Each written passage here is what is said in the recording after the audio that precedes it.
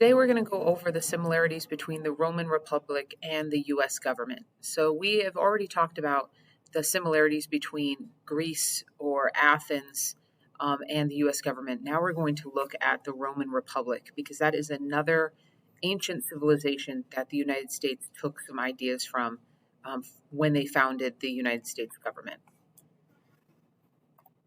Executive and legislative branches, they took some ideas for those two branches. The US government and the Roman Republic both have an executive and legislative branch in their government.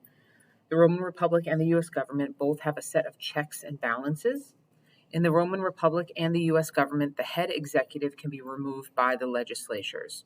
So that idea of having, a president or a leader that represents the country, but then a group of people like Congress that can vote on laws and changing laws, they had both of those in ancient Rome.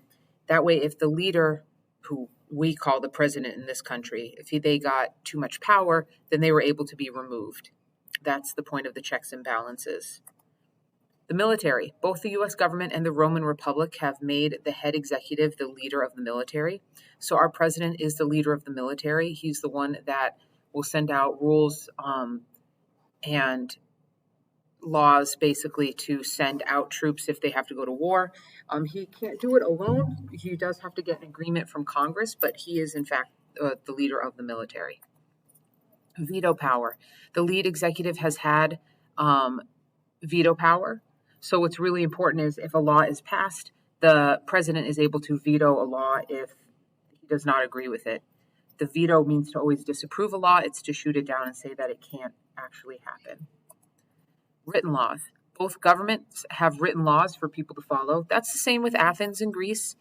They have the written constitution, but Rome did the same thing. They also had something similar to a constitution with all of their laws written down.